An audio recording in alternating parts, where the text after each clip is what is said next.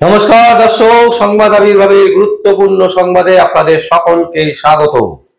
আজকে পিকে মানে প্রশান্ত কিশোর তিনি আবার একটি গুরুত্বপূর্ণ বক্তব্য রেখেছেন একটি বৃহৎ টিভি চ্যানেলে। তার বক্তব্য কিন্তু একেবারে পরিষ্কার যে এই যে আসন্ন যে ইলেকশন চলছে 2024-এ লোকসভা ইলেকশন যেটা চলছে, মোদিজি বারবার করে বলছেন, নরেন্দ্র মোদী প্রধানমন্ত্রী নরেন্দ্র মোদী তিনি বারবার করে বলছেন ইস বার 400 পার। 400 পার হবে না, এটা একদম শিওর। 400 পার করা কখনোই সম্ভব নয় এই মুহূর্তে। কিন্তু হ্যাঁ, তারা যে সরকারে আসবে এটা কিন্তু একদম পরিষ্কার, কারণ এই মুহূর্তে তাদের বিরুদ্ধে লড়াই করার মতন সেই শক্তি নেই। অন্যদিকে বাংলা সম্পর্কে বলতে গিয়ে পরিষ্কার বলেছেন প্রশান্ত কিশোর, তিনি কিন্তু একদম স্পষ্ট বার্তা দিয়েছেন যে পশ্চিমবঙ্গে বিজেপির সিট বাড়ছে। তৃণমূল কংগ্রেসের সিট কমলেও কমতে পারে, কিন্তু বিজেপির সিট বাড়ছে, এটা কিন্তু একদম পরিষ্কার ইঙ্গিত দিয়েছেন তিনি। দেখুন দর্শক, সম্প্রতি মমতা ব্যানার্জির একটি সভা থেকে তিনি বলছেন, তিনি কি বলছেন, তিনি বলছেন যে ইন্ডিয়া জোটকে আমি সমর্থন করব বাইরে থেকে।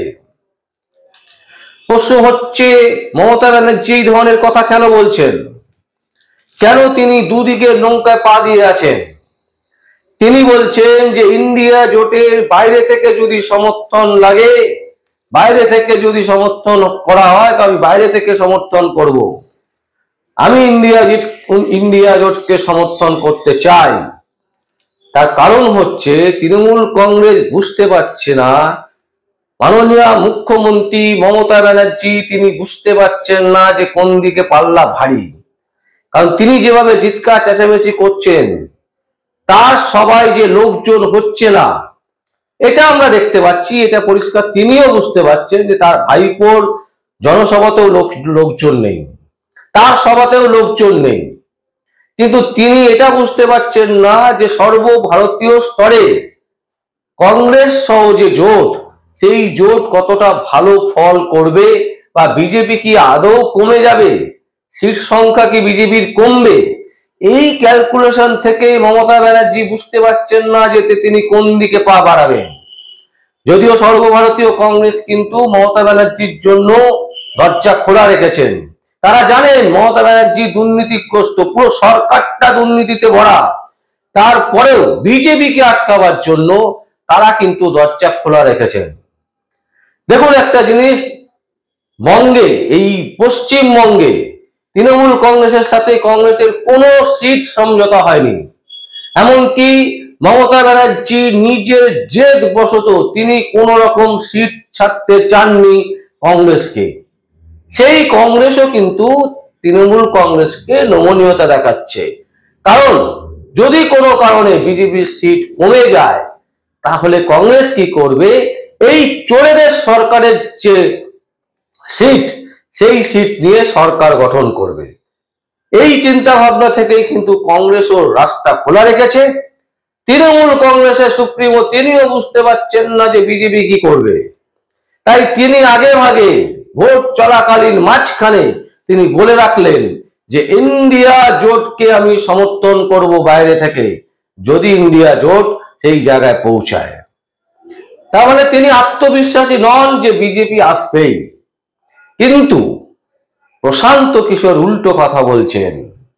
প্রশান্ত কিশোর যেটা বলছেন, তিনি কিন্তু একেবারে লেটেস্ট যে বক্তব্য তার, বলছে 400 সিট বিজেপি পাবে না, এটা একদম পরিষ্কার।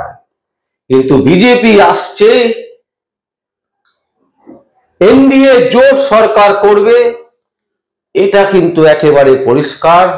এই মুহূর্তে সর্বভারতীয় স্তরে কোনো দল নেই যারা বিজেপির সাথে টেক্কা নেবে। সুতরাং সর্বভারতীয় স্তরে যে বিজেপি আসছে এটা একেবারে পরিষ্কার করে দিয়েছেন প্রশান্ত কিশোর ওরফে পিকে।